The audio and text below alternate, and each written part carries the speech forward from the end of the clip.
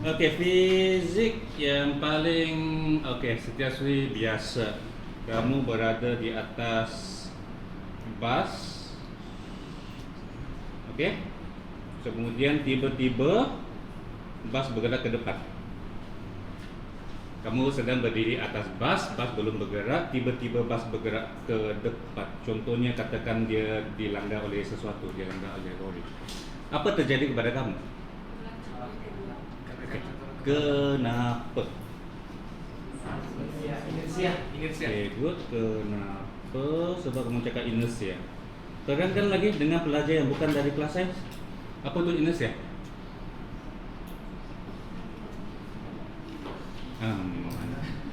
Okey, sekejap kamu kata yang kereta ke depan, kamu akan rasa kamu tertolak ke belakang. Okey. Siapa menolak? Daya. Kata daya menolak. Siapa yang hasilkan daya? Oi. Ada hantu kamu menolak kamu. Oi. Sekejap.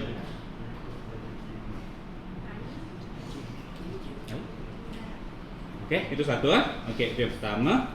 Yang kedua, kamu sedang berada di dalam bus ataupun kereta. Maafkan saya, lukisan saya macam tahun 1.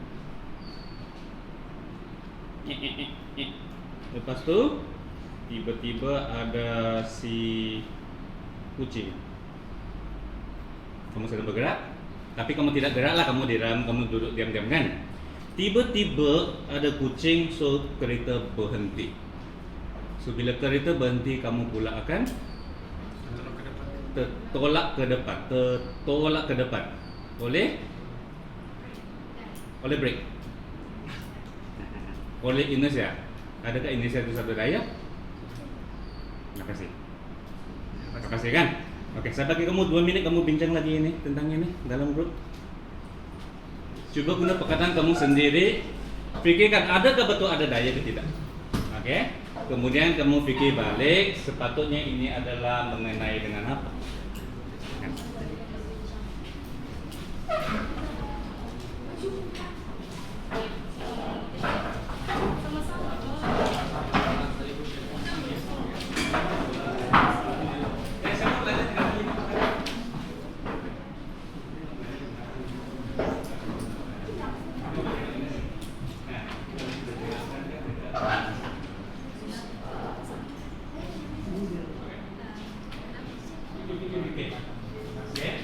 Dan boleh guna benda di atas meja kamu untuk gerak, berhenti.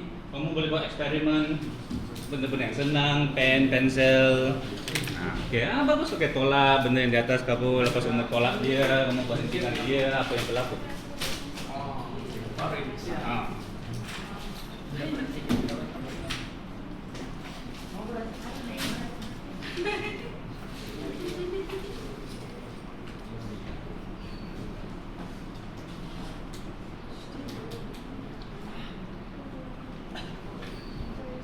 Ya, kena cepatkan sikit lah. Ada daya ke tidak ada daya? Pernyataan inersia hukum berapa? Hukum berapa si Newton? Hukum pertama. Kedua, ketiga, keempat, kelima. Kedua. Oke, hukum Newton pertama menyatakan apa?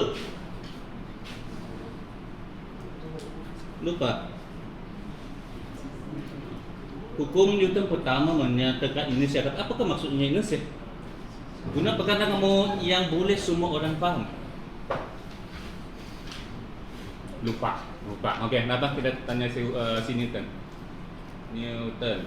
Tapi dia mati sudah kan? Apa ayat pertamanya? Dia cakap kalau pegun,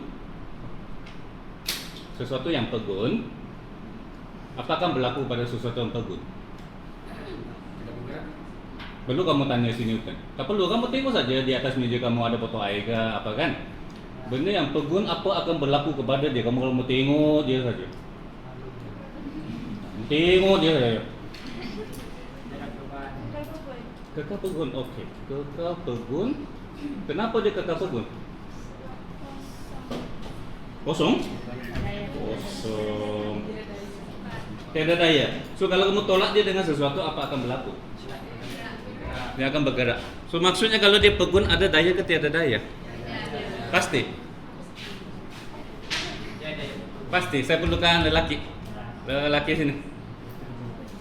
Kamu cakap sesuatu yang benda yang pegun tiada daya. Lelaki. Lelaki. Jadi lelaki. Kamu cakap benda yang pegun tiada daya kan? Keluarkan tangan kamu. Pegang saja. Ya begitu aja. Begitu aja. Ada daya kah? Dia tanya dia. Ada daya ke tidak? Hah? Ada ke tiada? Ada. Ada ke tiada? Ada. Cakap lah tiada. Tiada. Tiada lah, letak lagi. Oh. Letak lagi.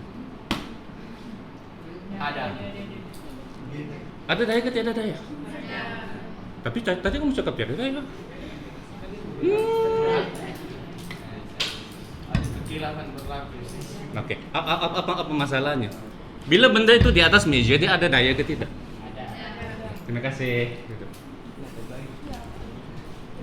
Jadi ada daya tapi dia tak bergerak. Daya pegun, apa tuh daya pegun?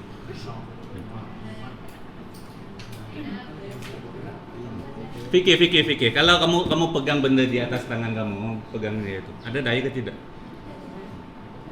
Tapi dia tak. Kalau dia begini dia pegun kan? Oke, jadi kenapa? Apa bezanya? Berat. Bila dia di atas meja ada ke tidak daya? Ada tak dia punya berat?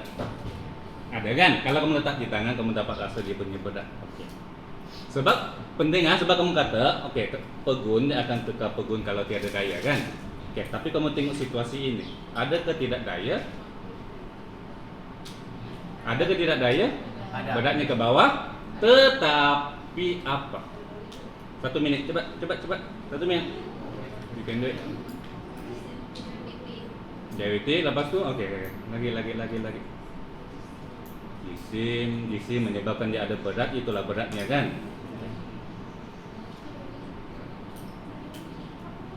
Boleh ada botol di tangan kamu boleh pegang saja dia. Kamu tengok apa yang kamu rasa. Oke, pen, pensel letak saja di atas. Oke, apa berlaku? Ada tak daya? Tetapi mungkinkah dia pegun? Seperti di atas meja, kenapa dia pegun walaupun ada daya? Itu persoalannya. Fikir.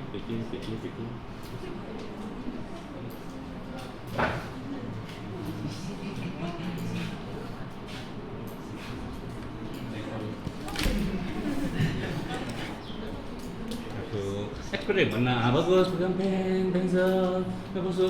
Mana terjatuh? Bikin tingkatan 5. Ini tingkatan 4, tingkatan 5. Tingkatan 4 lah. Okey. Oh, kenapa? So, bila dia pegun di sini, apa pernyataan yang patut kita cakap? Ada daya ke tidak? What? Kalau begini ada daya ke tidak? Ada. Kan? Kalau begini ada ke tidak? Ada, tetapi dia tidak bergerak. Kenapa? Kenapa dia masih pegun? Dia menolak. Tiada yang? Tiada apa-apa yang Ada, berat kan? Berat. Oh. Berat. Ada berat. Ya. Tapi kenapa dia tak bergerak dalam situasi ini? Konsider situasi ini sama dengan situasi ini sebenarnya. Karena kamu letak benda di tangan kamu. Letak benda lagi berat. Apa kamu rasa? Berat. Turun ke bawah. Jadi Tertarik ke bawah. tertarik ke bawah itu berat memang ada, tapi pada masa yang sama bila kamu letak di tangan apa berlaku?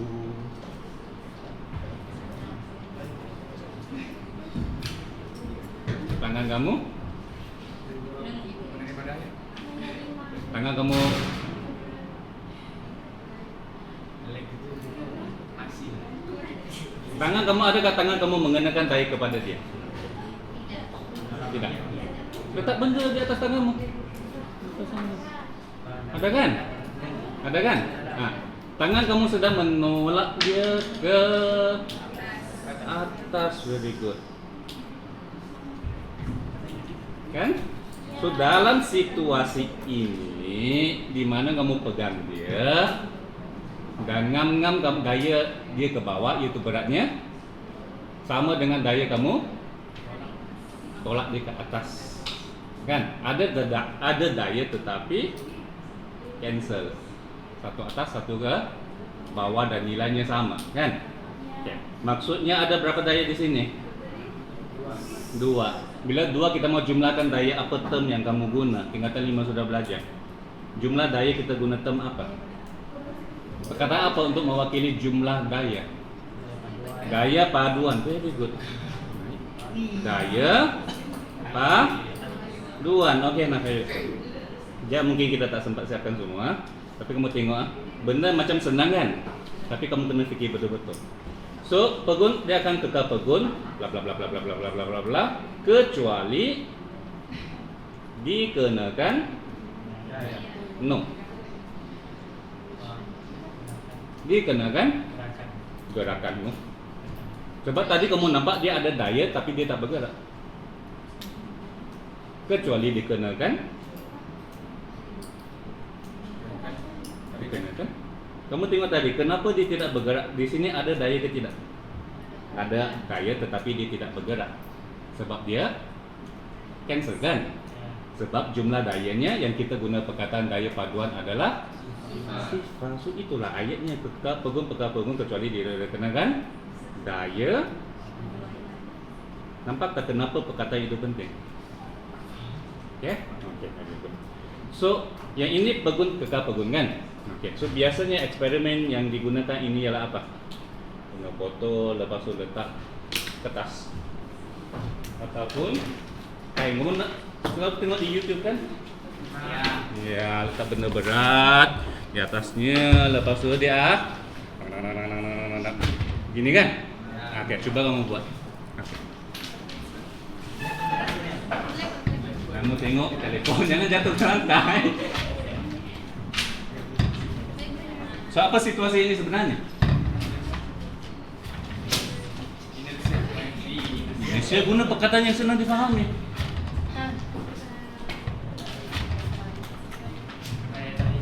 Daya tarikan, lepas itu kenapa dia tidak bergerak? Yang si inersia ya, lepas itu kaitkan dengan yang tadi. Kaitkan dengan yang hukum yang baru kamu sebut tadi, hukum Newton itu. Tiada daya paduan. Tiada daya paduan, oleh itu asalnya apa? Asalnya apa? Pegun kan? Jadi kalau dia tiada daya dia akan terus pegun. Nah, macam kalau tiada orang push kamu belajar teruslah pegun kamu di atas katil. Tapi kalau ada motivasi, tapi apa bezanya? Apa bezanya? Situasi berlainan, bendanya berlainan. Okey, kalau kita tarik dengan perlahan, jalan pula. Kemudian, adakah ini menerangkan yang di atas tadi? Fikir balik. Kamu pegun di atas bas, okey? Tiba-tiba bas bergerak di bawah kamu. Apa berlaku kepada kamu? Tertolak ke belakang pula kan? Lain pula. Tadi apa? Macam mana sah? Pegun okey. Pegun kekal pegun kamu okey. Kan? Satu benda yang pegun, kalau tiada daya dia akan terus. Kalau tiada daya paduan dia akan terus pegun. Kalau kamu tarik dengan cepat, apa akan berlaku? Ada daya ke tidak? Ada, tapi sikit kan? Nah, sekejap saja itu dia tertolak sedikit ke depan. Kalau kamu tarik dengan perlahan, adalah daya besar, so dia akan bergerak kan? Okay. Tetapi ini adalah case pegun ke pegun. Betul kan? Pegun-pegun, nah, okay. How about this? Adakah ini case pegun-pegun? Tidak. Kenapa tidak? Sebab dia manusia. Kamu tengok betul-betul kan? Adakah dia sama? Apakah beza ini dengan ini? Coba dia lebih handsome. Lebih handsome dia tertolak ke belakang. Boleh, kita tak banyak masa. Biasanya saya boleh bagi 2 jam sampai kamu berpikir. Sekarang saya bagi kamu 5 menit lagi. Nampak? Kamu paham tak masalahnya dulu? Kan? Oke. Kamu nampak situasi, kamu belajar. Kamu belajar hukum hitung pertama, kamu belajar Indonesia. Bagus, kamu boleh sebut Indonesia. Tapi bila saya suruh kamu terangkan, kamu tak dapat terangkan. Jika ada banyak misconception, kamu kata ada daya menolaknya dan sebagainya. Nampak? Nampak bezanya? So kamu belajar kelas kamu fikir betul. Oke. So sekarang masalahnya kita paham sudah. Hukum Newton pertama cakap kalau dia pegun dia akan terus pegun. Logik, kan? Kecuali dikenakan satu daya paduan. Oke. So bila ada satu benda di atas sini dan tiba-tiba di bawahnya bergerak dengan laju macam tadi kertas, dia akan cuba terus kekal pegun. Oke. Tetapi ada tak beza dengan manusia yang berdiri di atas kereta? Apa yang patut kamu buat? Apa yang patut kamu buat sekarang? Yes, eksperimen letaklah botol air. Tengok betul-betul apa berlaku. Adakah bezanya benda itu berdiri bagus dengan benda itu di bawah? Okey. Tarik okey. Bagus. Tarik.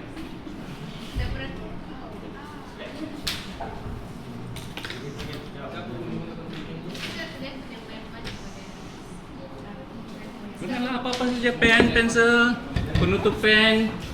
Nah, adakah dia punya geometri mempengaruhinya, tinggi ke, rendah ke? Bergema satu bilik.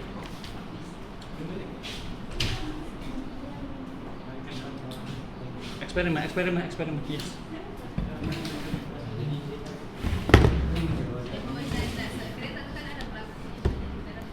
Kereta itu ada belakangnya, jadi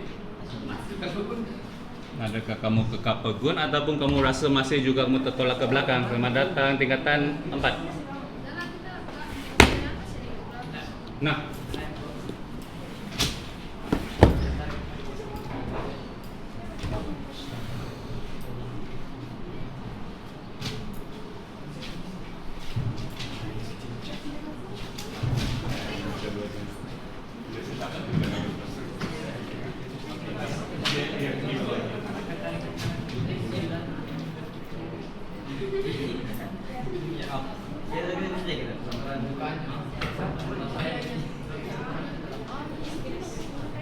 apa dah?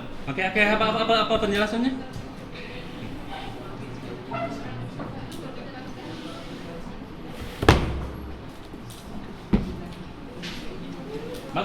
Bagus kamu berfikir, but kamu tak buat eksperimen. Sebenarnya senang. Ya.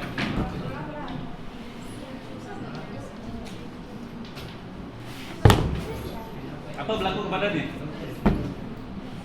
Ini kan? Situasi ini kan? Tinggi kan dia? Siapa paling tinggi? Berdiri di atas kereta. Kereta tiba-tiba bergerak ke depan. Apa berlaku kepada dia? Ya, kenapa dia jatuh? Sebab dia cuba jadi objek pegun. Very good. Oke, yang itu kita sudah selesaikan tadi, yaitu objek yang pegun akan terus pegun. Right? Tapi sekarang pula apakah beza itu dengan yang ini?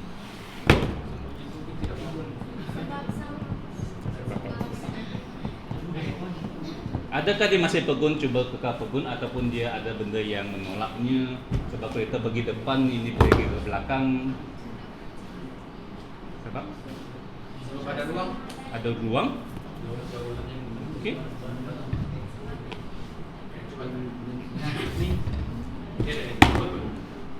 Tidak. Sebab dia punya GC.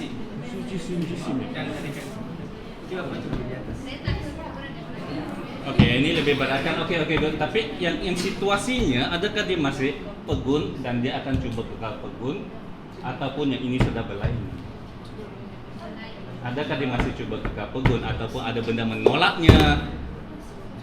Ada tak daya? Sebab tadi saya tanya kamu kata ada daya menolaknya kan? Oke, sekarang tengok ada tak daya yang menolaknya? Ada tak daya yang menolaknya sehingga kita ke belakang?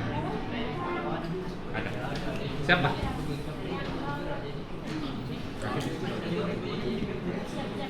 Oke, bincang.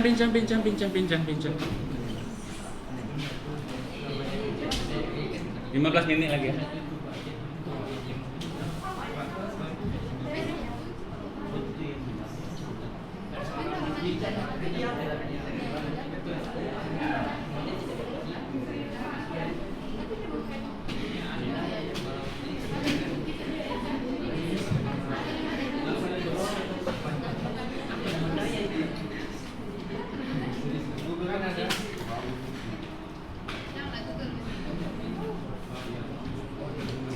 Kalau kamu Google, kamu tengok buku pun dia akan cakap apa?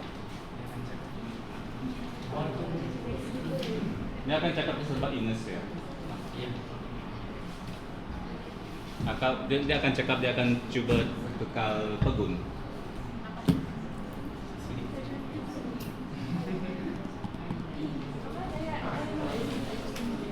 Dia sudah.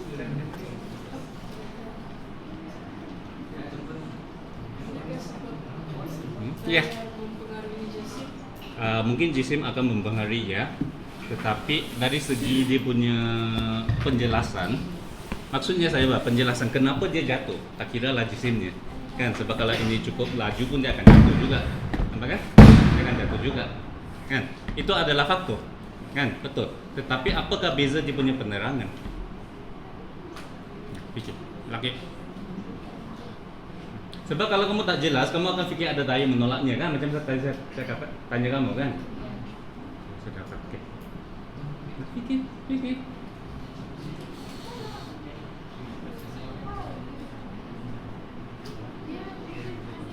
Ada, apa itu kan? Dia bukan ada apa yang ada, apa yang tiada.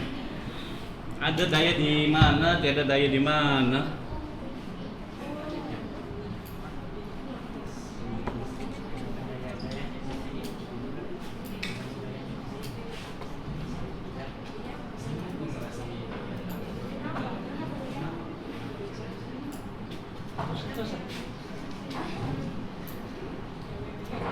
Kenapa dia seolah-olah tertolak ke belakang? Seolah-olah tertolak ke belakang. Sepatutnya dia pegun dia akan terus pegun kan?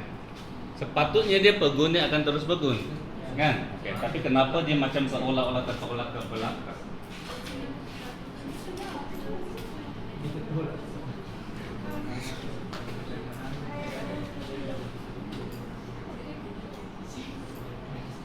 Kalau cukup masa kita boleh bereksperimen. Betul lah kamu banyak faktornya termasuk beratnya, yang kertas itu licin ke kasar dan sebagainya. Nah, ini yang licin kan? Ini yang licin, oke.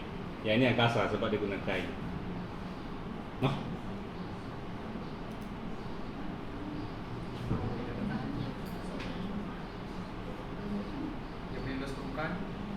Ya ini sebab pelajar itu dia kata mungkin ada kaitan dengan jisim. So apa yang kita patut buat? Kita ambil 2 botol dengan isikan air yang jisim yang sama. Oke, very good. Lepas tu kita mau tengok apakah faktor geseran itu kan? So guna satu yang licin, satu yang kasar. Oke. Tapi kalau kita fikir logiknya mesti sama kan? Pegun kepada pegun kan? Sebab masih lagi dayanya kecil kan sepatutnya. Oke. So apa yang berlaku sini sebenarnya? So dia sepatutnya kamu ada masa buat ini. Yang kamu tengok betul-betul. Dia tertolak ke belakang kan? Dia tertolak ke belakang kan? Kan? Slow mo. Playback. You see something. Kenapa kamu tak buat di mejamu? Kamu tengok sesuatu. Okay. Try. Stop. Mau pinjam. Okay, slower.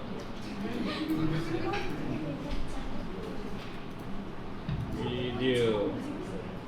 Playback.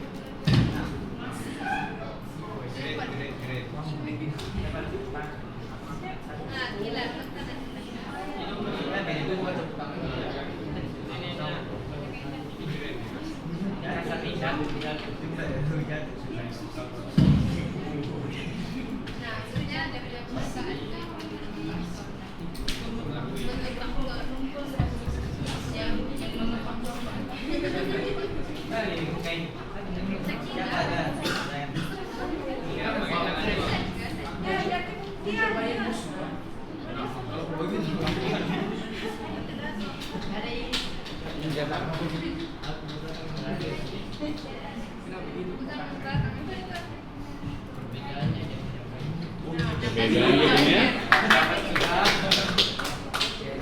Oke, explanation-nya macam mana pula? Dia punya permukaan mempengaruhi gerakan. Jisim, oke. Kan kalau kita mau kaji, jisim sudah sama kan? Dua-dua jisim sama. Oke, so apa sebenarnya berlaku di sini? Dia punya permukaan. Dia permukaan lebih kasar, so dia dayanya lebih tinggi lah kan? Iya. Dibanding dengan yang itu. Oke, so dia tergerak sedikit lah, kan? Dia tertolak ke belakang? Adakah dia tertolak ke belakang? Iya, dia ada tolak ke belakang. Tengok betul-betul, adakah dia tertolak ke belakang? Sebab kalau dia pegun, sepatutnya dia akan cuba terus pegun di kedudukan yang asal. Di mana kedudukannya? Di manakah kedudukannya? Sini kan? Tengok betul-betul lah, macam magic, slow mo. Betul-betul apa sebenarnya berlaku? Iya. Oke. Oke apa? Oke apa?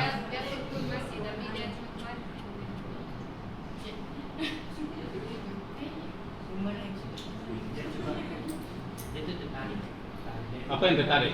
Apa yang pegun? Play lagi.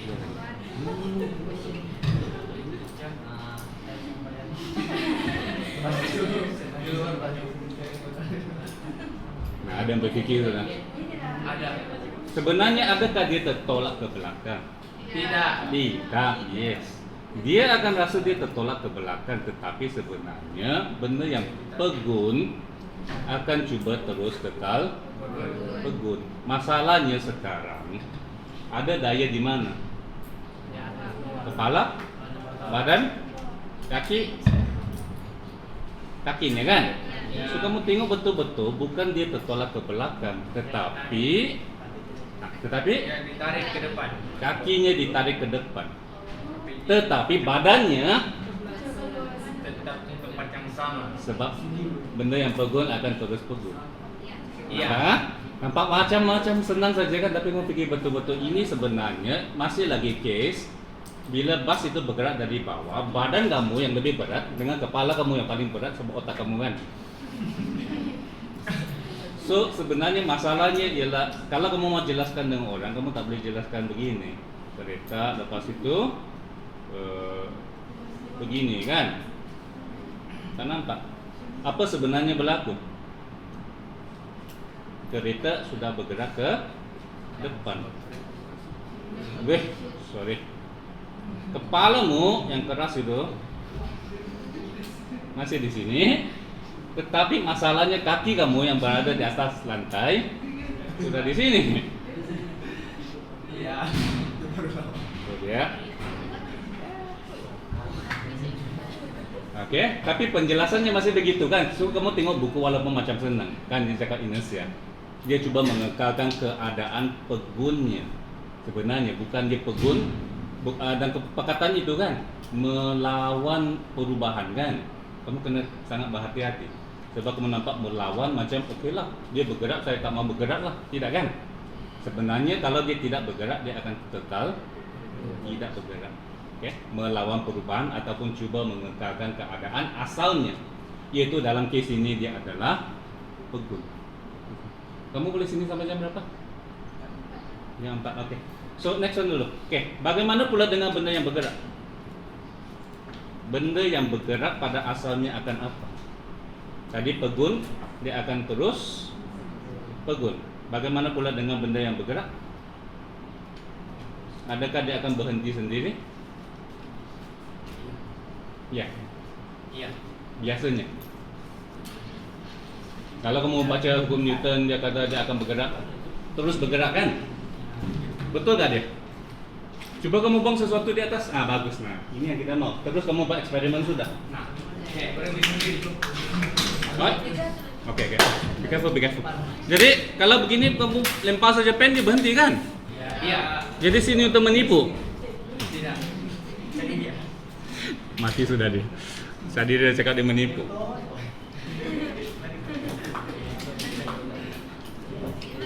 Benda yang bergerak adakah dia akan berhenti? Iya. Berhenti, tetapi lain kan, ada benda yang dia berhenti, cepat berhenti, ada benda yang jauh dia berhenti, bergantung kepada apa? Satu jisim, apa lagi? Bendanya guling kan, kamu kalau guling dia jauh kan? Oke, tengok permukaan lagi. Kelajuan. Kelajuan maybe, kelajuan sedikit juga. Permukaannya, lantainya? Lantainya? Iya. Ya apa? Iya kan tanya permukaannya. Ya, licin, kasar dan sebagainya. Juga. Oke. Makasih. So memang biasa kita nampak dia akan berhenti kan, tetapi kita nampak ada faktor-faktor menyebabkan dia berhenti kan. So contohnya kalau dia sangat licin, kaca ataupun ais, bola begini, jauh kan dia bergerak? Iya. Jauh dia bergerak, dia tak akan berhenti kan. Dan bagaimanakah pergerakannya? Ditampungkan macam mana? Lurus ya. Lurus, dalam garisan lurus. Adakah dia akan semakin perlahan? Iya. Biasanya iya, tapi kamu kalau bayangkan dia sangat-sangat licin ataupun katakan dia di angkasa lepas tiada geseran langsung, itu dia akan terus bergerak. Kecuali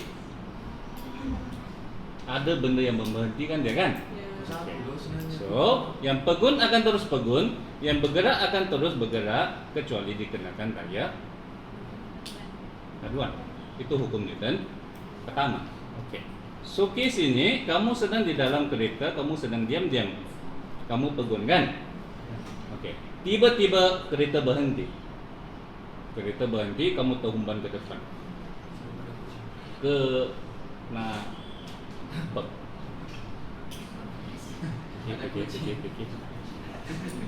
Tahu situasinya kan? Kamu dalam kereta, kamu duduk diam dalam kereta, kereta sedang bergerak, tiba-tiba kereta berhenti.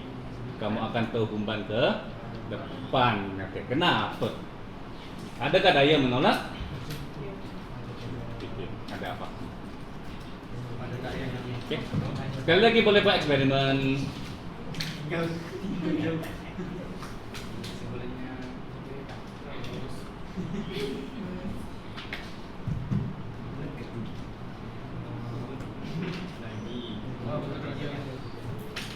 Dan yang case manakah yang diterangkan oleh ini?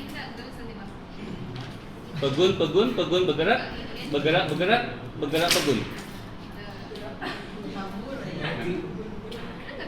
bergerak.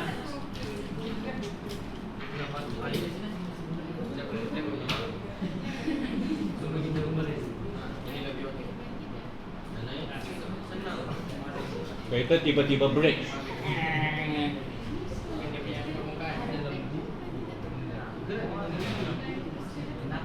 Kenapa dia boleh berhenti tiba-tiba? Pada kucing.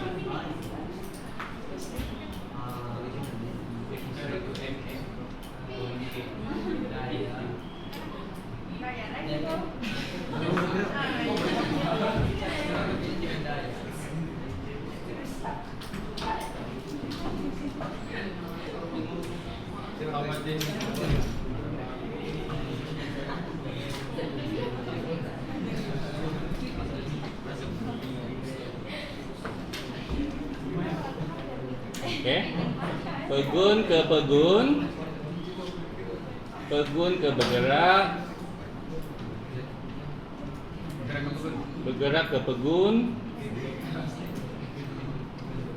Ke bergerak. Ini case apa sebenarnya? Case apa? Dia pegun terus pegun, dia pegun tiba-tiba bergerak, dia bergerak tiba-tiba pegun, ataupun dia bergerak dan dia terus bergerak.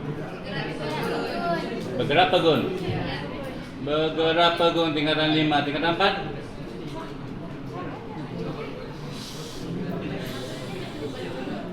Dia terhumban ke depannya. So pegun bergerak. Bergerak pegun. Pegun bergerak. Tingkatan 5 salah, tingkatan 4 pun salah. Lagi sakit. Kamu memang tak suka si Newton lah kan? Kamu tak suka si Newton nggak? Mana ada sini terjaga pegun bergerak pegun. Yang hanya pegun bergerak. Kalau tiada daya paduan. So ini pegun ke pegun bergerak? Bergerak. Bukan dia pegun kan?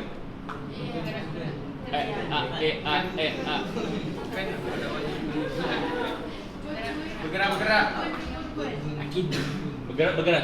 Coba mau buat eksperimen. Di sini guna ini tunjukkan bergerak. Ya. I have the video sekejap ah. Guna barang di situ, tunjukkan. Sabar.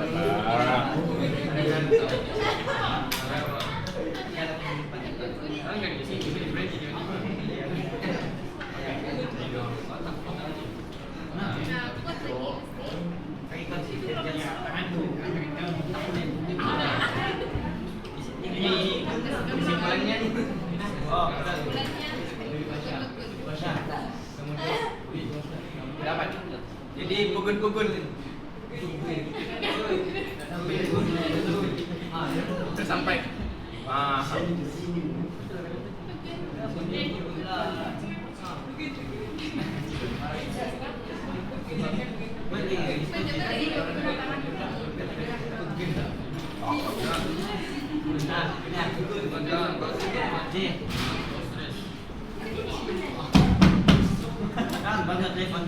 Bawa bergerak, lepas tu tahannya di bawah. Oke, very good. So itu case apa? Bergerak. Bukan dia pegun nggak pada awalnya? Kamu duduk di atas kereta, kan? Kamu duduk di atas kereta bergerak, kamu pegun kan? Kan? Ya, oke. Jadi tiba-tiba dia Pegun. Huh? Dia betul. Oke. Tengok betul-betul apa yang berlaku pada yang kotak hitam itu. Pada awalnya dia pegun kan? Sebenarnya ditipu. Tidak. Iya, dia bergerak dalam kereta bergerak.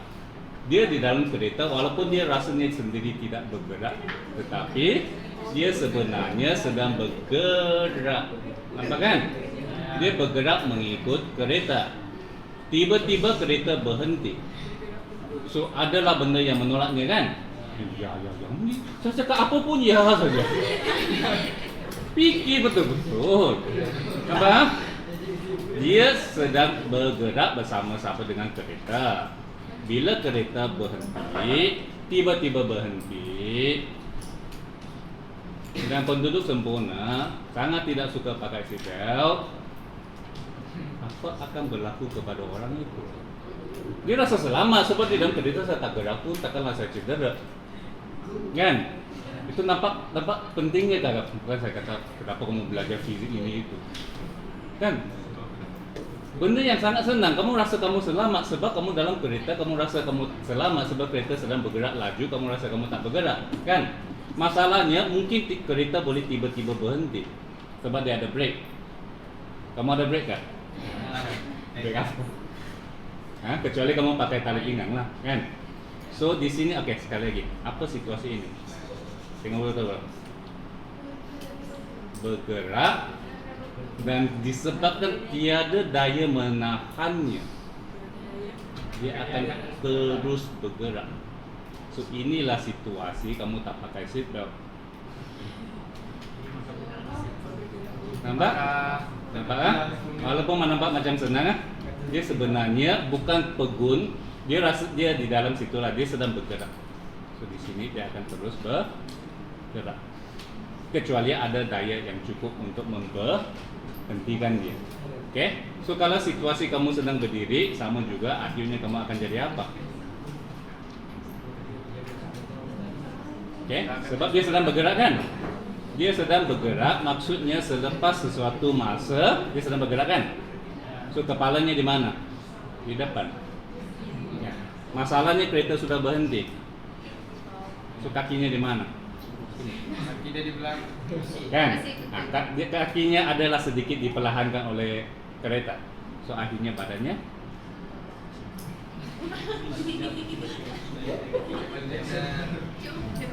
nampak, sebab badannya akan terus bergerak. Kan? Itulah kalau dia merasa dia tertolak ke. Nampak? Oke, maksud dia. Sampai jam 3 lah fizik. Sekejap. Sedikit lagi. Apa situasi, apa aplikasi untuk inersia yang biasa kamu buat? Sostometo, oke. Sostometo itu cerita apa? Pegun bergerak, pegun bergerak, pegun. Cepat. Pegun, jadi kenapa dia keluar? Sostometo, kamu lagu Sostometo.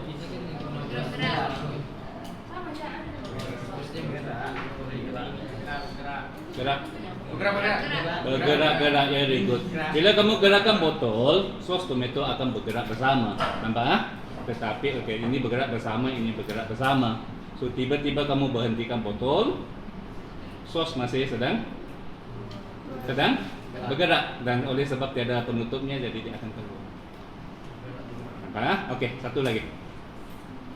Satu tong kosong, satu tong berat. Ya, siapa senang digerakkan?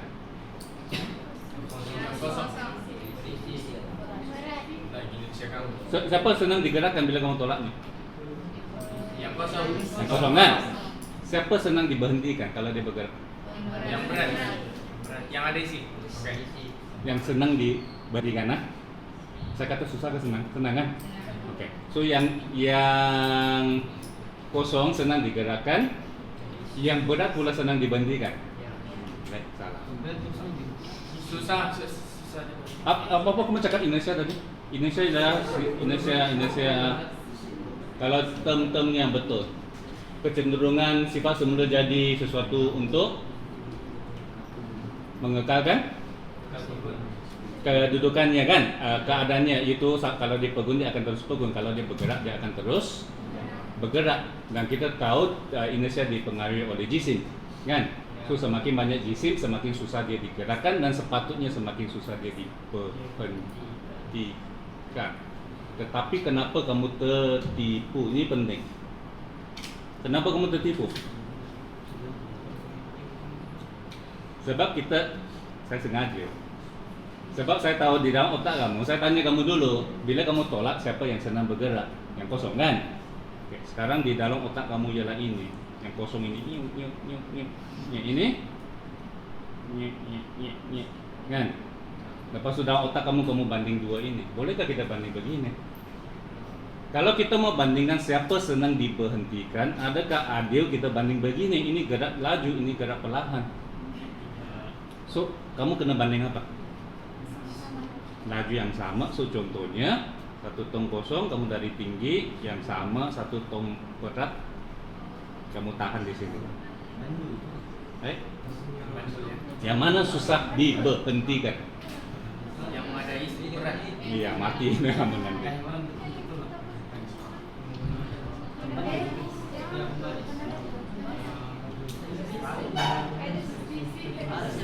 Kalau kamu tiada tong, kamu guna manusia lah. Suruh satu orang ringan berlari dengan kamu, atau satu orang yang berat sedikit berlari dengan kamu. Kamu tengok yang mana senang diberhentikan kalau dia sudah bergerak dengan laju yang sama. Oke? So sama juga cerita motosikal dengan lori yang bermuatan berapa tan di situ. Oke, motosikal. Yang manakah senang digerakkan? Yang manakah senang diberhentikan? Masih lagi motosikal. Jangan kamu ingat lori selalu perlahan saja, tidak masalah, senang berhenti, tidak. Kalau dia sedang bergerak laju, amat susah untuk dia diberhentikan. So kalau kamu sembarang kamu potong di depan dia, atau kamu break, nampak kan? Sebab dia sedang bergerak, inersianya tinggi kan? Oke. Kita rehat 5 saat. 5, 4, 3, 2, 1. Oke, matematik. X lah. X tambah X. X darab X. X tolak X. X bagi X. Oke, X tambah X. Ada jawaban lain? X darab X. Oke, X tolak X. X bagi X. X lah, satu X. Satu kan satu X? X kan, mantanmu kan? So, selesai. Tinggal ini dulu lah. Oke. X tambah X. Kamu tahu sudah soalan saya. X tambah X 2X kan? Soalan saya apa? Bukan soalan saya. Soalan yang sepatutnya kamu tanya. Apa kamu belajar? Sepatutnya kamu tanya apa?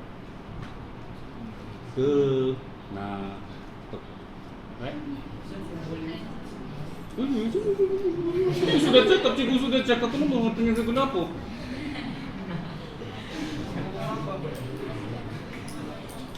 Bertahun-tahun saya belajar kenapa? Tanya soalan bodoh saja cikgu tanya. Dia tanya soalan bodoh. Oke, kenapa? Cepat.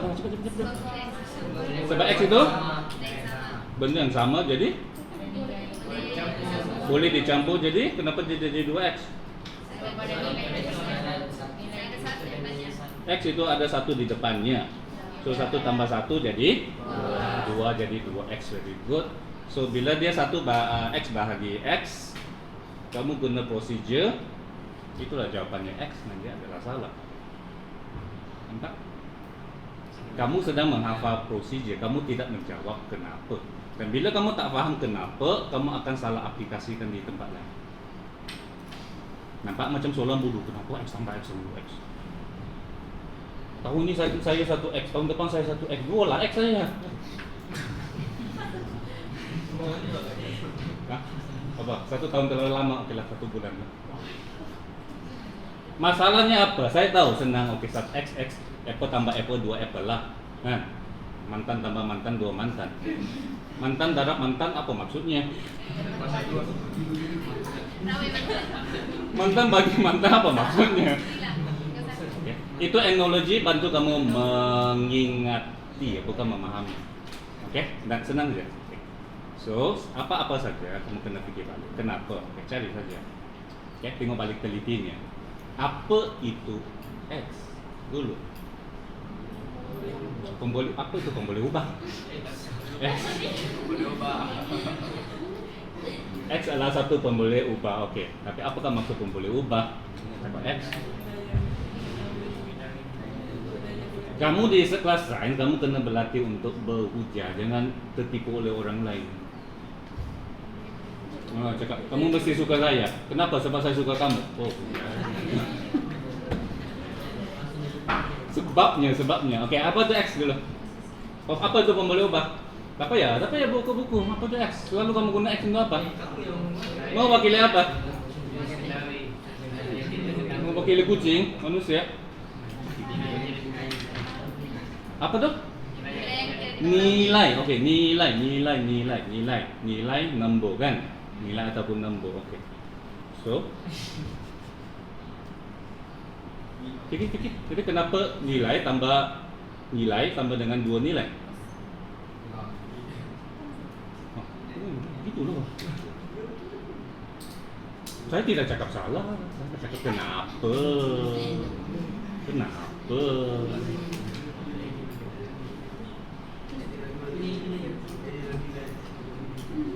Jadi lagi kamu kena biasa. Walaupun kamu betul, perempuan akan tanya juga kenapa. Kena biasa kan. Kenapa yang terasa?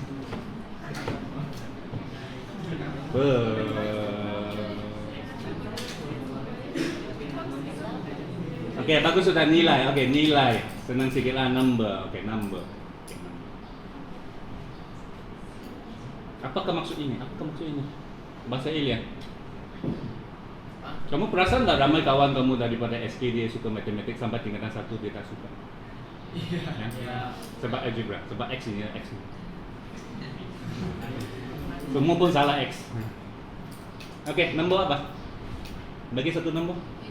7 tambah 7, 14, 8 tambah 8, 16, 136, 756, 136, 756. Tekan kalkulator cepat, cepat, cepat. Lambat. Go. Tengok, tinggal 4, tinggal 5, cepat. Sudah? Sudah. Oke, dapat sudah. Oke, next. Sudah? 7, 8, 4, 3, 2, 5, 1. Tambah nombor yang sama.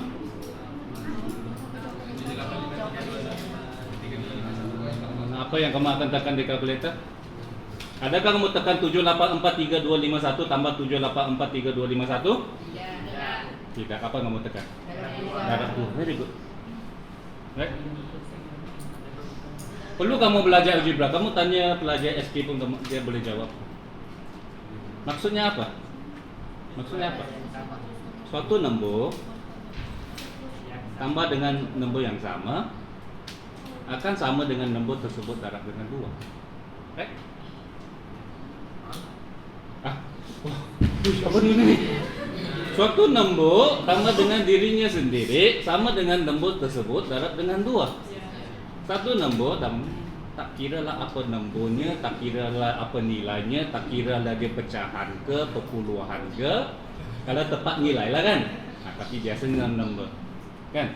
Satu nombor, apa-apa nombor ditambah dengan dirinya sendiri sentiasa sama dengan nombor tersebut darab dengan 2. Nah, itulah maksud X tambah X sama dengan. Tapi sekarang saya tulis dulu X darab 2. Nah, panjang ceritanya kenapa kita tulis ini sebagai 2X.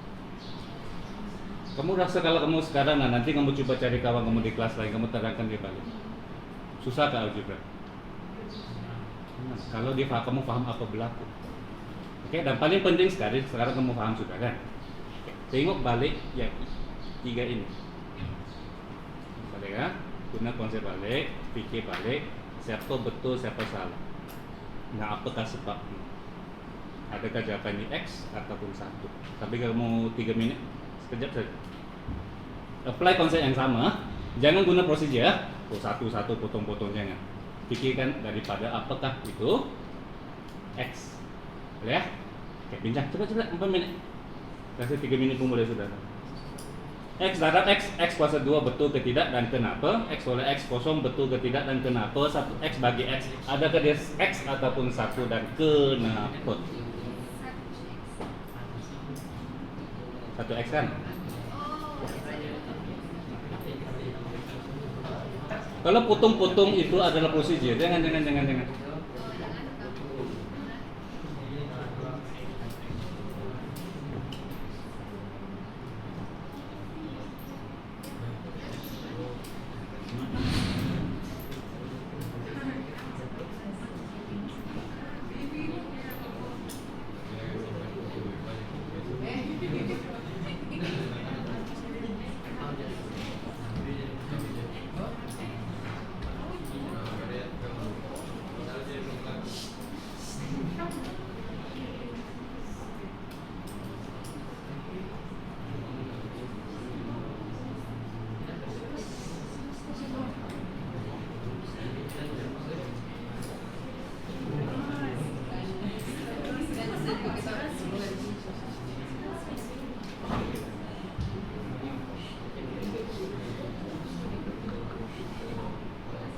X kuasa 2 sudah? Oke, X kuasa 2 dulu. Oke, X darab X.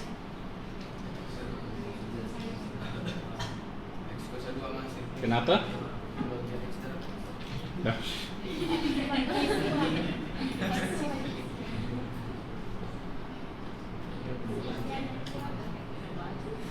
Aku punya Shopee.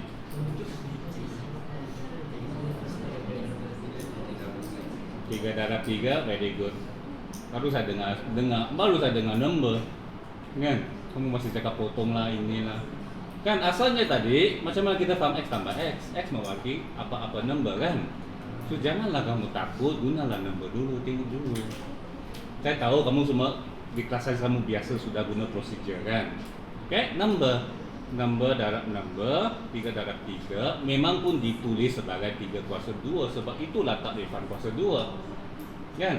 7 darab 7 memang ditulis sebagai 7 kuasa 2 sebab itulah maksud tata tanda ini. So sudah tentu x darab x memanglah ditulis sebagai x kuasa 2 sebab itulah maksud x. Itulah maksud sesuatu kuasa 2 kan. Oke, cepat next. X tolak x. Nah, bagus. Number.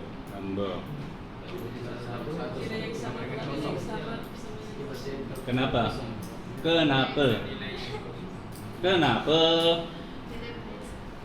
Apa number tolak dirinya sendiri akan jadi kosong. Oke, so yang bahagi itu apakah jawabannya? Kenapa? Apa number baginya sendirinya akan jadi 1. 5 bagi 5 1, 7 bagi 7 1, x bagi x lagi 1. Oke. Nampak kenapa pemahaman penting ah? Bila kamu guna prosedur kamu akan sampai satu tempat yang kamu akan tersilap. Itu 07.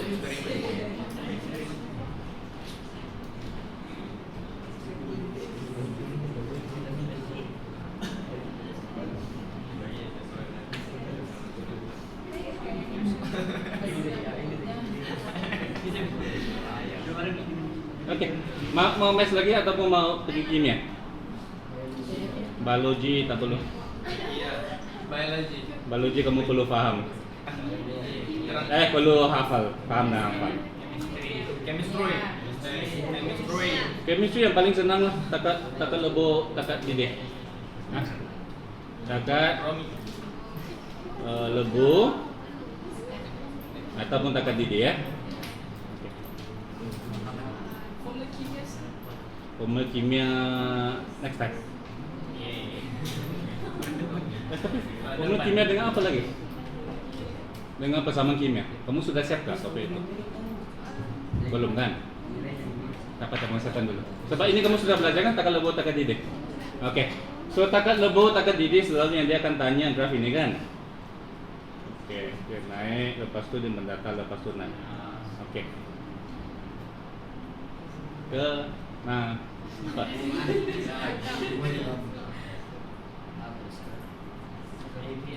Oke, apa berlaku AB? Ini kita mau apa? Yang paling senang lah, guna air pun boleh lah, pendidihan air kan. Takat didih air. Takat didih air 100 kan derajat Celcius pada keadaan yang biasa. Oke. So kenapa dia mendata pada B and C? Kenapa suhunya tidak meningkat pada B ke C? Nah, kenapa suhunya malah?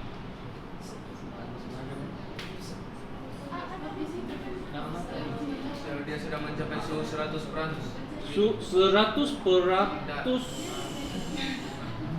100 derajat Celcius adalah skala yang ditentukan oleh manusia sebab dia menggunakan pendidihan air lepas itu dia letak 100.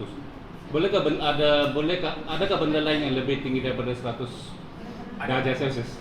Ada kan? So 100 is just yang kita tentukan dia letak pada 100. Oke, soalannya kali lagi ya. Kenapa yang ini mendata dan ini memang soalan yang penting. Kamu kena paham, kena jawab. Suhunya malah. Kenapa suhunya malah? Sebab dia sudah mencapai takat didih. Kenapa takat didih malah? Sebab dia sudah mencapai Oke?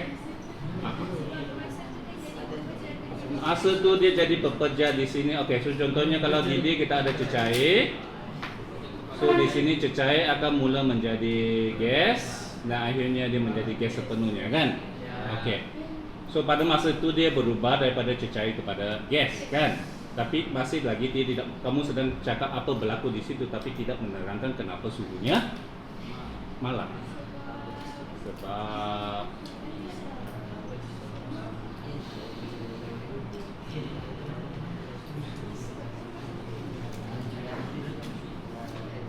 oke, pelajar sudah bincang.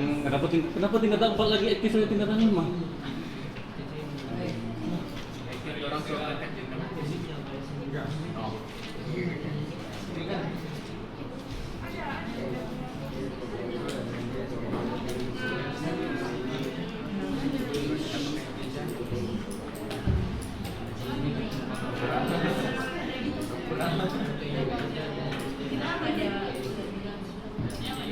Nah, kenapa dia malam? Sedangkan AB meningkat kan? So maybe sebelum kita boleh menerangkan BC, kita tengok dulu. Kita tengok dulu AB lah. Boleh? Nampak prosesnya ya, bukan terus tengok lepas itu. Kita kena kaji, ya, lebih mendalam. Oke, so kita tengok dulu. Apa berlaku pada AB? Kita sedang memanaskan air kan? Oke, coba mendidih air. Oke, so ada api. Oke, so suhunya meningkat, semakin panas. Kenapa dia semakin panas? Haba diserap ke dibebas? Dibebas. Nah,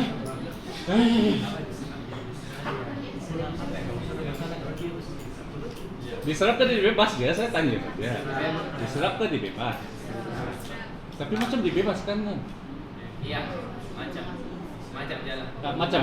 Macam kan? Bila kamu ada kekeliruan sedikit begini, kamu kena solve it pada masa tersebut. Paham nggak maksud saya? Jangan kamu hafal saja. Oke, kenapa kita nampak macam bebas? Sebab api, kan? Apa kan terbebaskan, kan? Itulah. Tetapi sekarang kita sedang melihat air itu. So haba diserap ke dalam air. Okay? Sebab kita sedang melihat air, kita bukan sedang melihat api. Right? Itu things ada sangat penting ya.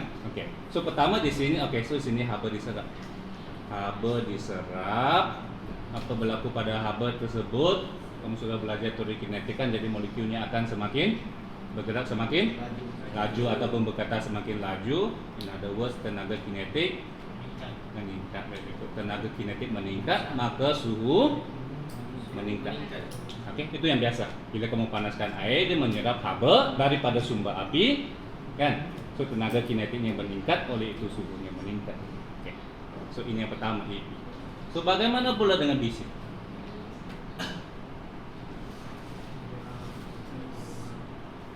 So langkah mana yang dia akan nampak kan? Kamu kena compare and contrast lah kan, supaya kamu tahu di manakah langkah dia akan berlainan.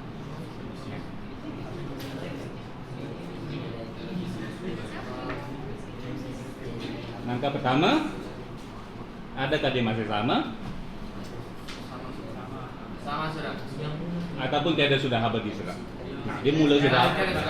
Tiada sudah. Oke, tiada sudah. Masih ada. Tiada sudah, dia ada. Bagus. Supaya kamu senang berfikir. So, masih adakah haba yang diserap pada proses pendidihan dan bagaimana kita pastikan?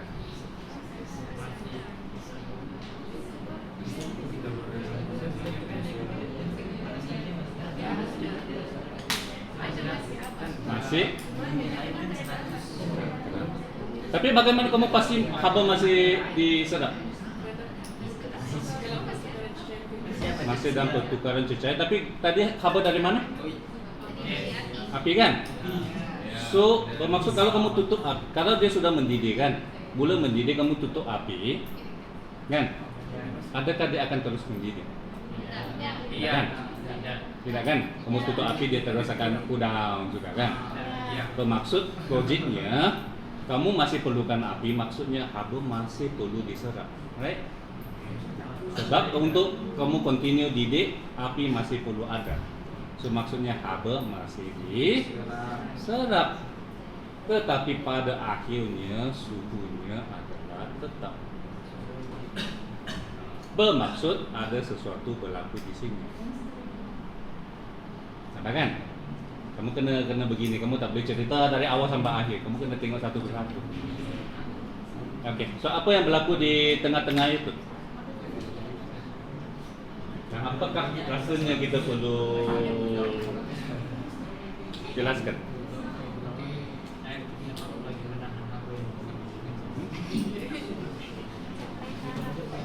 Mencapai agak didih, ialah tapi dia tidak menerangkan kenapa suhu dia masih tetap walaupun haba masih diserap.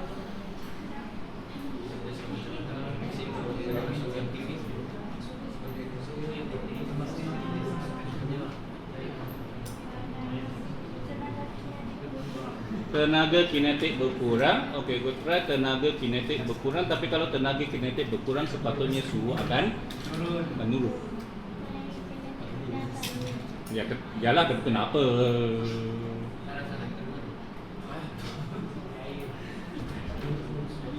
Ataupun rasanya apa yang perlu kamu terangkan? Dia serap haba, kan, pada awalnya. Serap haba, tenaga kinetik meningkat, suhu meningkat. Ini serap haba, tetapi akhirnya suhu masih tetap. Macamlah ibu bapa kamu tiap hari bagi kamu duit, lepas tu buka dompet kamu, kosong juga. Kenapa? Keluar kan? Keluar. Something like that, okay? Try lagi, pikir lagi. Dan dia memang ada kaitan, sebab sekarang Cecai sedang buka kepada yes, so fikir balik apakah ciri-ciri Cecai, apakah ciri-ciri gas, dan apakah perubahannya bila dia pergi.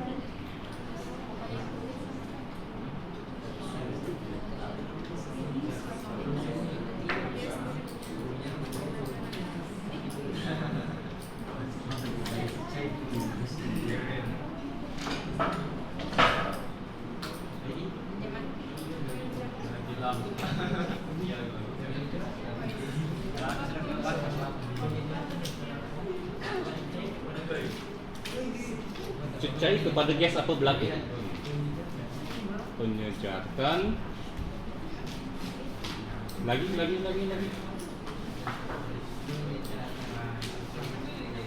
Apa beza cecai dengan gas? Dia punya zarahnya sama, tetapi dia punya kedudukan keadaan jarak, daya tarikan, kan, tenaga, apa lagi?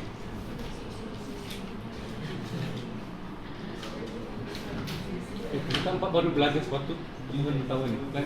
Kata 5 lupa sudah.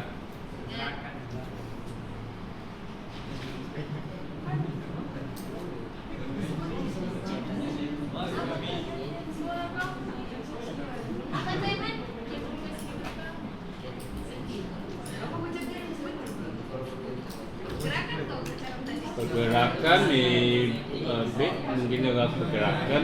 Tapi kalau pergerakan tenaga kinetik sudah kan?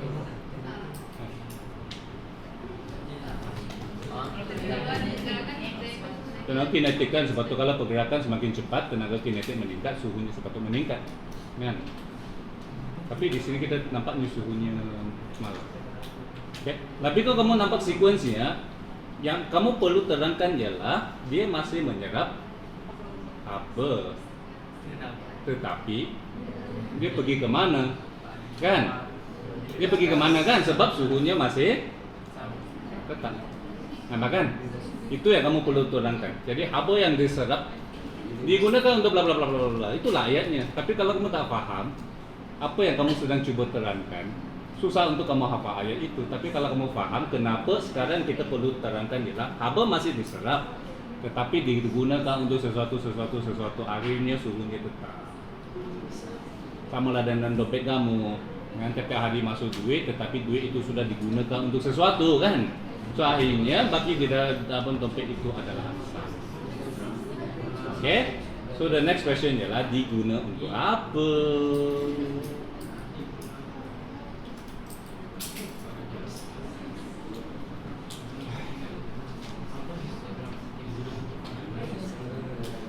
Digunakan untuk apa?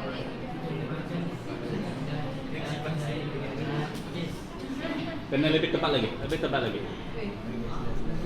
lagi. Menukarkan cecai kepada gas. Apa yang berlaku bila dia menukar daripada cecai kepada gas? Melibatkan apa?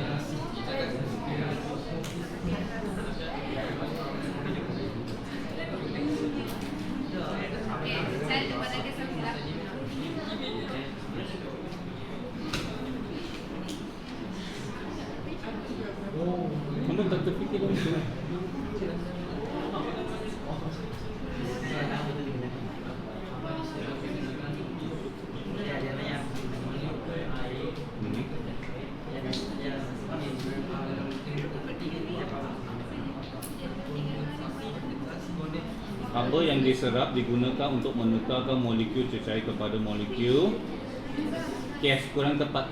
Sebab molekulnya sama, tetapi ada sesuatu yang berbeza. Itu kamu kena faham apa bezanya cecair dengan gas. Tadi susunannya, ada pergerakannya, ada dia punya daya tarikannya, ada apa lagi? Orang muda sekarang jadi ingatan.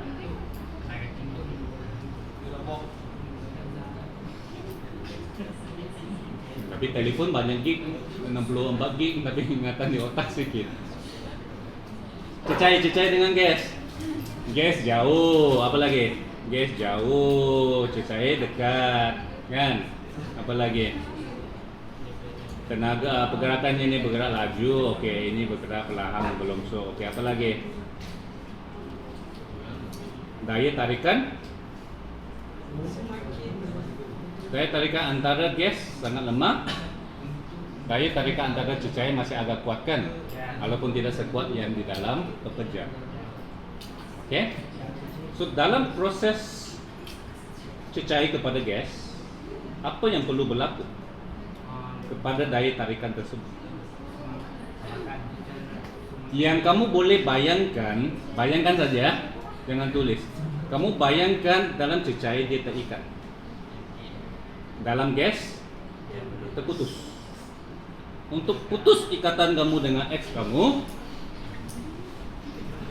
kan? Untuk putus ikatan kamu dengan X kamu, haba tenaga diserap ataupun dibebaskan. Oke kan? Kamu tahu tingkatan 5. Memecahkan ikatan apa-apa ikatan. Serap tenaga ke bebas tenaga? Bebas.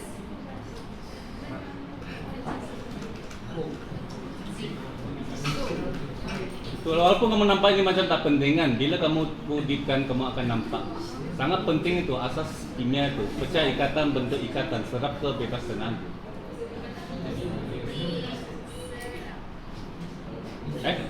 Serap ke bebas. Buatlah demo pecahkan ikatan. Coba pecahkan ikatan. Pecahkan ikatan. Guna pen ke? Pen dengan penutup ke? Ada pen, ada penutup. Kamu pecahkan ikatannya, nak buka dia.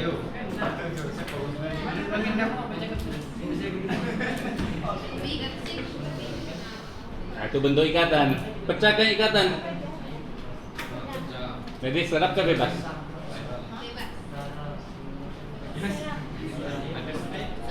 Kemudian katakan ikatan itu sangat kuat. Ikatan yang sangat kuat. Kamu tarik dia, kan? Kamu tarik dengan sangat kuat, barulah dia terputus, kan? Oke. So bebas ke serap tenaga. Kalau kamu mau pecahkan ikatan. Serap. Bukan Serap tenaga. Kalau dia sangat kuat, kamu guna tenaga kan untuk pecahkan dia. Jadi bebaslah. Serap. Kenapa? Kita beri tenaga kepada dia. Sebab kita sedang melihat siapa? Pen.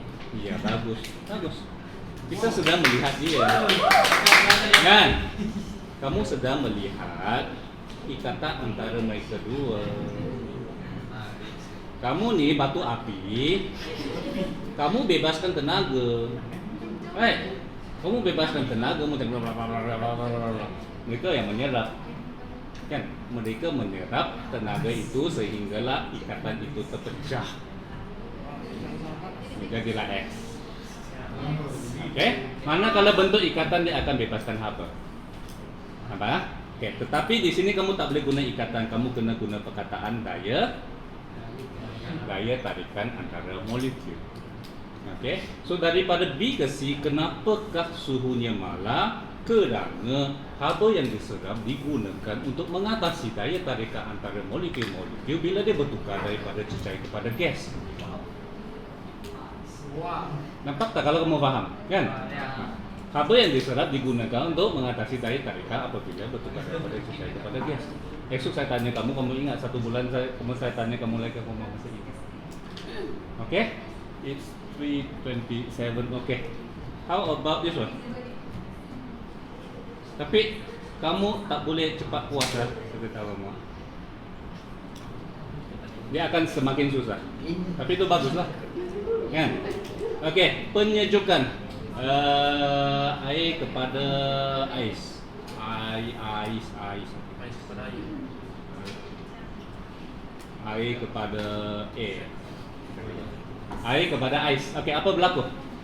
Bila penyejukan pula, kenapakah suhunya tidak akan menurun apabila dia mencapai takar beku ataupun takar lebunya? Kenapa? Apa soalan? Kenapa apa yang tidak?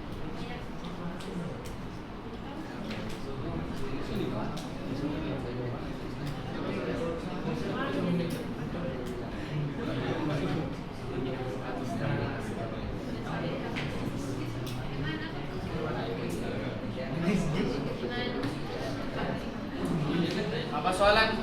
Ini dia. Ini. Kenapa di sini pula tetap? Kan? Tarikannya mula dari mana? Pahamkan dulu mana? Atas, very good. Oke.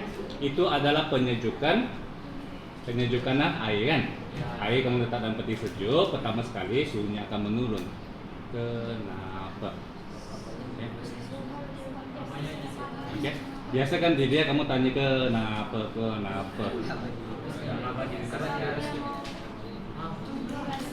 Tidak semestinya maksud saya kamu tanya cikgu kamu kenapa? Kamu tanya diri sendiri, boleh tanya kawan, oke? Tanya diri sendiri pun boleh, tapi kamu pikir kenapa? Oke, so yang itu apa? Dibebaskan kemana? Ke hatimu. Ke sekeliling, sebab sekarang kita sedang ceritakan penyejukan, maksudnya air itu mesti diletak contohnya dalam peti sejuk, kan? So di luar ini adalah lebih sejuk daripada air kamu, maka haba akan terbebas ke sekeliling, kan? Okey. So bila haba berkurang, next step. Nah, belum jangan. Sabar, ini dulu. Okey, dan praktis lah. Kadang kalau kamu ambil saja kertas putih, kamu conteng, dan paling bagus ialah cuba terangkan kepada kawan kamu. Mak, kamu terangkan kepada dia terangkan kepada kamu. Sebab kamu rasa kamu faham, tapi bila suruh kamu terangkan, nah disitulah nampak kekurangan kamu punya kefahaman. Okay, so haba dibebaskan ke sekeliling. Next step, tengoklah balik tadi apa yang next stepnya. Yang tadi tenaga kinetik meningkat, suhu meningkat. So di sini pula, okay, kinetik menurun dan suhu pun menurun. Kita setengah. Okay. So ini katalah, okay. Ini pula. Kenapakah suhunya malam?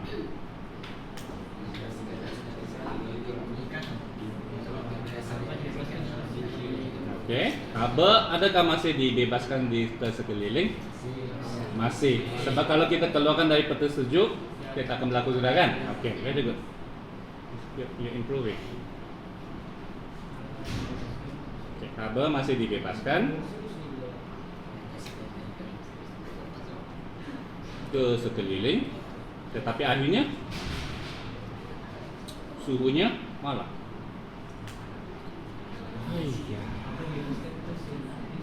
Itu tadi haba dibebaskan, tadi haba yang diserap digunakan untuk mengatasi daya tarikan, kan? So di sini pula dia akan apa? Perkataan apa yang perlu kita ubah? Haba dibebaskan untuk menghasilkan daya. Jadi haba dibebaskan digunakan. Tadi apa? Digunakan untuk mengatasi daya tarikan, kan? Oke, so yang ini pula apa perkataannya? Digunakan untuk mengatasi daya tarikan. Sekarang pula Menguatkan daya tarik. apa perkataannya? Haba yang dibebaskan ke sekeliling. Apa perkataan seterusnya? Menguatkan daya tarikan antara air dan digunakan bekerja. Menguatkan, menuruni. Haba yang dibebaskan sekeliling kan? Haba yang dibebaskan ke sekeliling di. Oke, Mbak Elis, kamu nampak sudah. Tadi dia apa? Tadi dia atasi daya tarikan kan? Macamlah kamu pecah ikatan, so dia serap tenaga kan? Ya, kamu serap apa? Sekarang kamu buat ikatan kan, walaupun sebenarnya kamu kecakaplah daya tarikan dia lebih kuat kan apabila daripada cecair kepada pepejal. Apabila dia membentuk daya tarikan yang lebih kuat, dia akan membebaskan haba. Okey, betul. Ini serap tenaga, itu bebas tenaga ataupun bebas haba. Tapi ayatnya, macam mana kita mau tulis ayat yang penuhnya? Okay, so ini boleh kita cakap menguatkan daya tarikan kah? Apabila daya tarikan lebih kuat kah? Tadi mengatasi daya tarikan. Ini bebas haba. Haba yang terbebas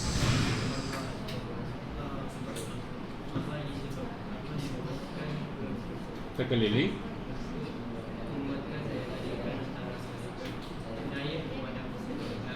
Haba yang dibebaskan ke sekeliling untuk menguatkan. Tak tepat dia punya ayat. Seolah-olah haba itu masihkah hilang ke sekeliling? Banding dan beza. Adakah dia masih hilang ke sekeliling? Ya ke tidak? Di antara bahagian yang menurun dengan bahagian mendatang. Yes, masih kan? Kita tahu sebab kalau kita keluarkan dari peti sejuk dia tidak akan terus membeku sudah, kan? So haba masih perlu hilang ke sekeliling. Okay? Lepas itu sini pula ada apa? Yang kita pasti apa? Haba bebas sebab seolah-olah bentuk ikatan. Nah, itu dalam otak kamu fikir begini, kan? Sebab bila dia bentuk ikatan ataupun dia daripada cecair kepada pepejal, ikatan dia lebih kuat, dia akan bebas haba kan? Okey. So ada berapa haba di sini? Adakah dia haba yang sama? Ini berhati-hati. Adakah haba ini merujuk kepada haba ini?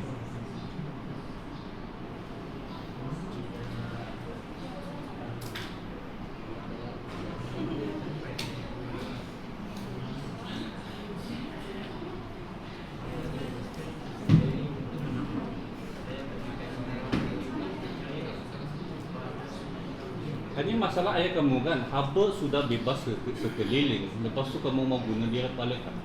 Dia sudah bebas. Dia sudah jadi ex kamu, masih kamu mau gunakan dia? Kan? Nah, masalah ayat itu. Yang tadi make sense sebab kita sedang ceritakan haba yang diserap kan. Haba yang diserap biasanya akan meningkatkan suhu. Tetapi apabila haba yang diserapkan sebaliknya digunakan untuk memecahkan ikatan ataupun mengatasi daya tarikan, oleh itu suhunya tidak meningkatlah kan. Nah, itu logik dari segi ayatnya. Tetapi yang ini haba masih hilang ke sekeliling kan, kerana di luar adalah lebih sejuk. Tapi pada masa yang sama kamu bentuk ikatan kan, maksudnya kamu bebas haba kan. Bila dia daripada cecair kepada pepejal, dia bentuk ikatan dan dia tarikan dia lebih kuat kan. Betul lah? So ada haba dibebaskan kan. Nah, jadi ayatnya macam mana? Nah, sebenarnya apa yang berlaku? Haba bebas, haba bebas. Fikir.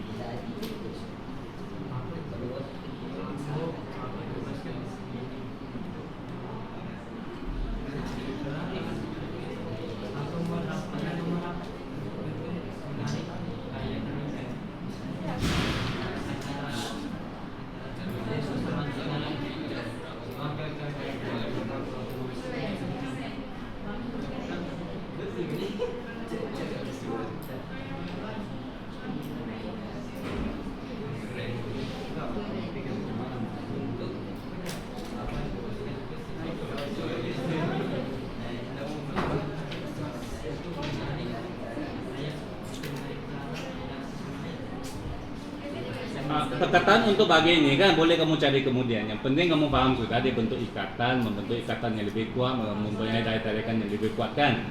Kita tahu bila dia pekerja ke cecai ke pekerja, dia memang ada bebas haba kan. Dan dia bebas haba sebab cecai ke pekerja kan. Dan bukannya sebab di luar lebih sejuk. Nampak kan? So ada dua haba ini. Yang ini haba keluar sebab di luar lebih sejuk. Pada masa yang sama, haba terbebas sebab kamu sedang membentuk ikatan, kan? So seperti dompetmu, kamu sedang guna duit, tapi pada masa yang sama ada hasil di dalam. Bermaksud diagramnya, kalau kamu dapat lukis dan make sense. Maksudnya sebenarnya haba terbebas keluar pada masa sama di dalam sini kan ada sesuatu berlaku, iaitu cecai kepada pekerja, daya tarikan semakin kuat, oleh itu dia akan bebaskan haba. Maksudnya di sini pun ada haba. Nampak?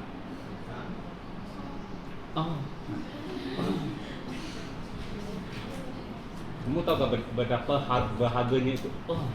Karena kalau sampai kamu fikir 5-6 jam baru kamu itu yang kamu kena buat. Tingkatan 5 masih tak terlambat lah. Ya, betul. Okey. So penyataannya lah macam mana? Haba yang terbebas sekeliling diimbangi. Itu perkataan dalam buku kan? Tapi kamu baca kamu tak nampak kenapa dia guna perkataan diimbangi ataupun diganti lah kan? Bahkan haba yang hilang ke sekeliling diganti ataupun diimbangi oleh haba yang terbebas dalam proses bla bla bla bla daya tarikan itu. Nampak kan? Dalam proses pembekuan di mana daya tarikannya semakin kuat dan sebagainya. Okey, tapi term itu kamu tengok di buku. Kan kamu kena faham dulu apa yang berlaku di sini. Okey, rehat 5 saat.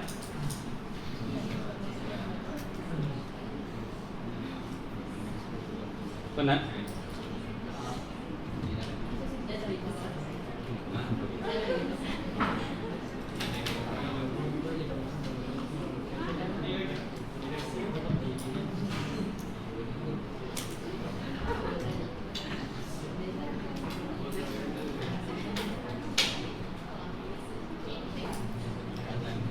Okey, ini cerita saja.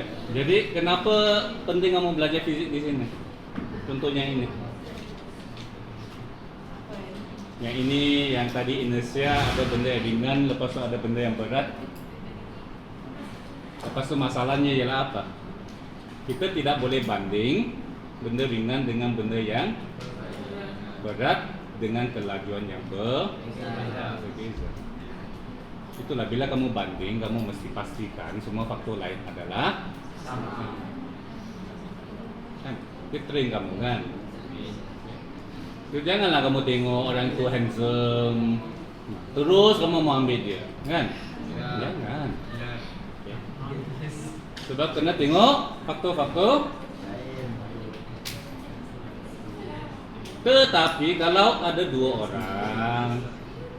orang pun bagus, perangannya bagus, keluarga pun bagus, belajar pun bagus, apa salahnya kamu pilih yang lebih handsome? Nampak kan? Tapi pentingnya kan kamu kena pastikan faktor-faktor lain adalah sama.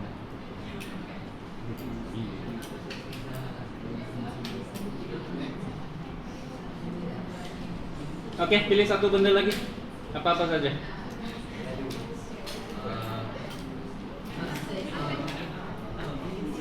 Up to you. Sekolah. Apa kamu mau tanya?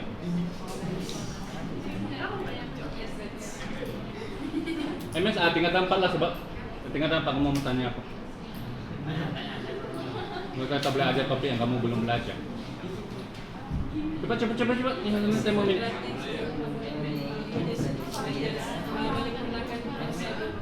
Menyempurnakan kuasa 2. Okey. Menyempurnakan kuasa 2 kamu boleh guna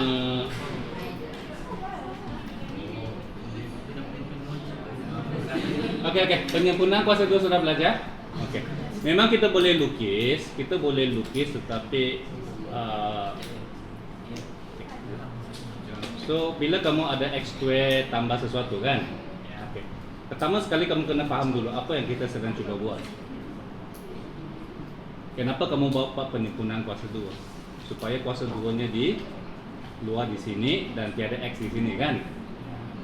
So apabila dia sesuatu di sini, di mana kalau 2x susah kan kita selesaikan.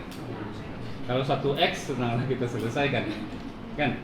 Nampak prosesnya? So bagaimana kita mau mulai mengkaji? Kita mau begini kan? Kan kita mau daripada sesuatu yang ada x square dengan x, kita tukar kepada sesuatu yang hanya ada 1x dalam kurungan kuasa 2. Right? Itu tujuan kita kan? Oke. So kita mulalah kaji dulu dengan tengok dulu apa berlaku di sini. Kan? Baru kamu tahu macam mana kita tukar ke sini. Oke, so contohnya kaji saja. Kalau dia x tambah 1 square, kalau dia x tambah 3 square, kalau dia x tambah 5 square, apa akan berlaku? X kuasa 2 tambah 2x tambah 1, yang ini x kuasa 2 tambah 6x tambah 9, dan ini x square tambah 10, x tambah 25 kan? Oke. So sekarang sebenarnya kita apa? Kita mau terbalik kan? Oke. So katakan sekarang ini adalah x kuasa 2 tambah 14x. Yang kita mau adalah dalam bentuk begini. So apakah yang patut kita letak di sini? Ya, sekarang juga tambah 7. Tapi bila kamu tambah 7 di sini, maksudnya di sini adalah tambah 49. Lalu di balance kan?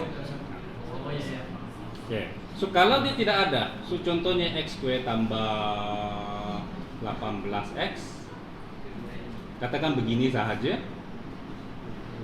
Apa yang perlu kita buat? Kita mau tukar dia kepada x sesuatu kuasa 2.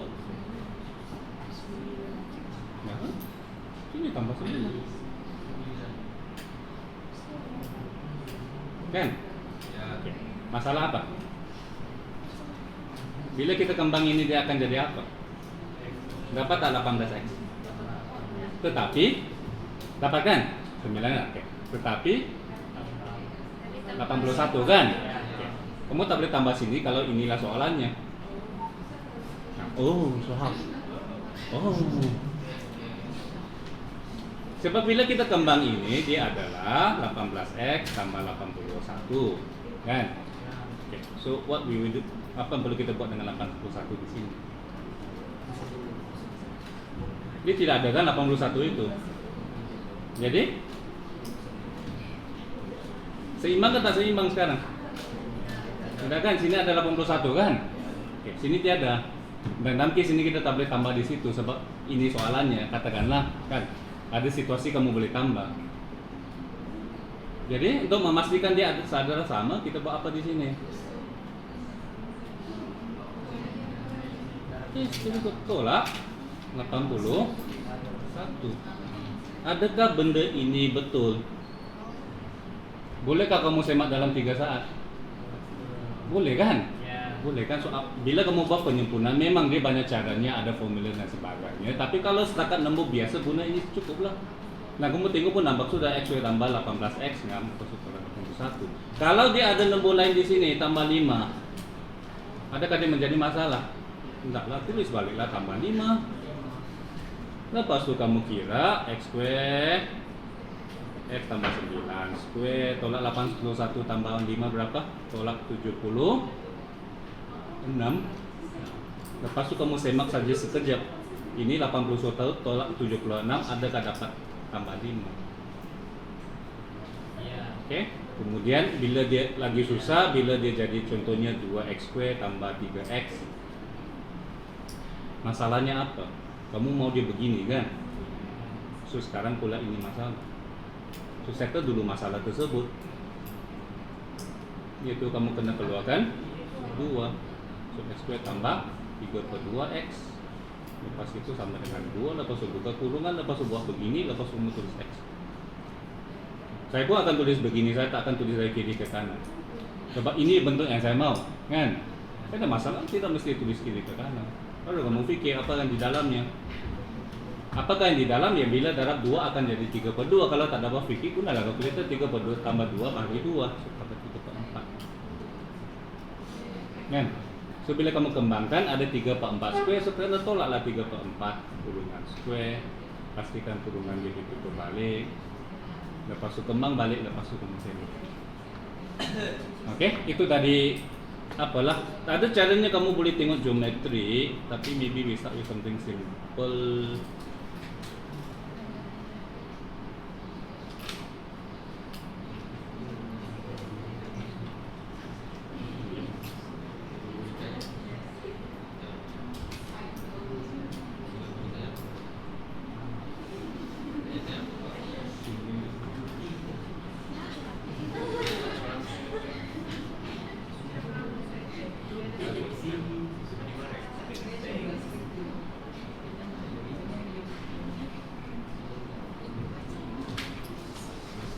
Apa?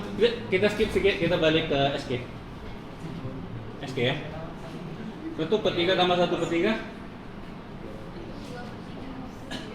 Kenapa? Jadi 1/3 darab 1/3.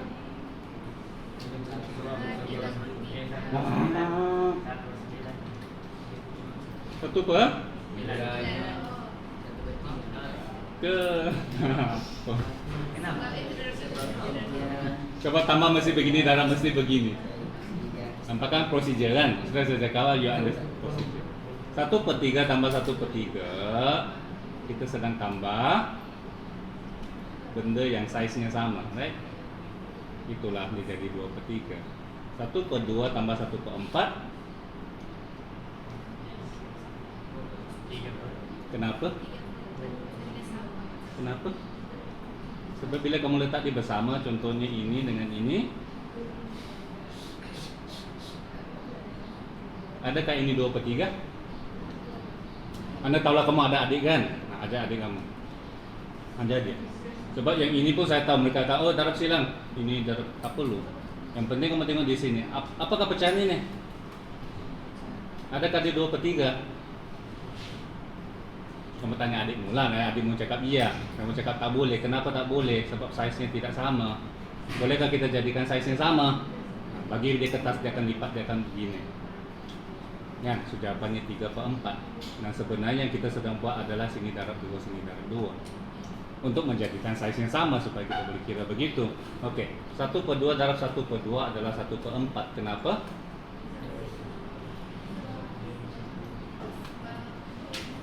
Apakah maksud darab setengah? Kalau 8 darab setengah, kita ambil setengah daripada 8 kan? Sudah 4. Setengah darab setengah, maksudnya kita ambil setengah daripada setengah. Apa hasilnya? Yes, very good. Potong, kan? Setiap orang dapat suku. Setengah darab setengah adalah suku. Baik, nanti ajar adikmu ah. Oke. 6, gak ada adikmu minta ibu bapak. Cari anak jiran. Oke, 6 bagi setengah. Las. Oke, 6 bagi setengah. Hah? Ini tingkatan 5, 6 bagi setengah 3. 6 bagi setengah. Kalau kamu tekan kalkulator kamu akan dapat 12. Kenapa? Las. Tak tertidur lah malam ni. Fikir balik daripada benda kamu belajar SK kamu tak pernah fikir. Kenapa? Sama caranya kita kena faham dulu apakah bahagi setengah, kan? Sebelum bahagi setengah kita kena faham dulu apa bahagi, sebab bahagi setengah macam tak logik. Kita tahu 6 bahagi 2. 6 bahagi 2 apa dalam otak kamu? 6 begini kan? Oke, so 3 dengan 3. Kan? So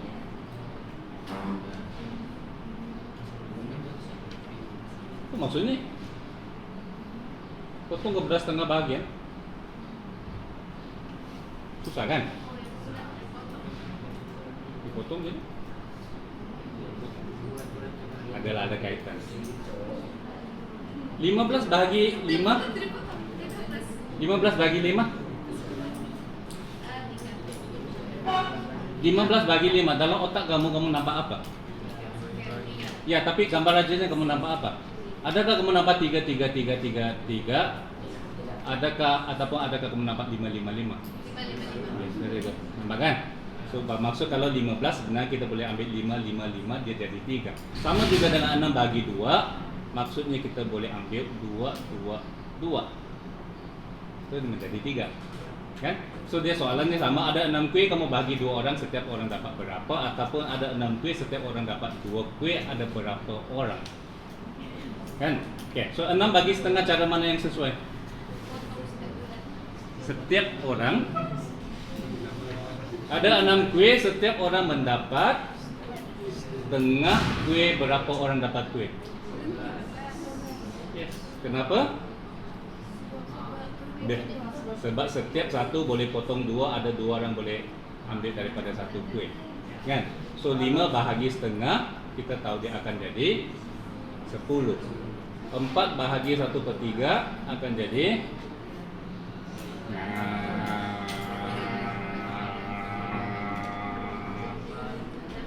12. Sebab setiap satu ada 3, 1/3. Kan? Itulah jadi akhirnya 4, contohnya 4 bahagi 2/3. Caranya ialah 4 darab 3/2, akhirnya jadi 6. Tapi itu prosedurnya kan. Kita boleh nampak kenapa bahagi 1/3 jadi darab 3 lah. Ini bahagi 2 jadi darab 1/2. Kan? Sebab 1/2 darab 1/2 sama juga 1/2 darab lagi. Nah, kamu boleh confirmkan kalau ada 4, setiap orang ambil 2/3. So 1 orang, 2 orang, 3 orang, 4 orang.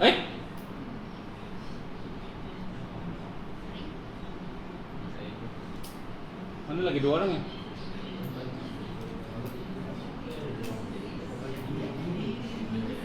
Ada 4 kan? Setiap orang ambil 2/3, ada 6 orang. 1 orang, 2 orang, 3 orang, 4 orang. Iya, inilah Pak, ini orang kelima, ini orang ke-6. So, untuk mes saya tinggalkan kamu dengan satu soalan. Kamu fikir ya? Nanti next time kita jumpa lagi. I do not know when. Kenapa kalau 2 tambah 3 darab 4? Kenapakah darab dibuat dulu? Lebih besar nilainya. Jadi kalau bahagi, nak 2 tambah 8 bagi 4. Bahagi mengecil. Nah, jadi kamu cakap ini lebih besar dulu kan? Jadi bahagi pun bahagi dulu. Kenapa? Oke, itu homework kamu.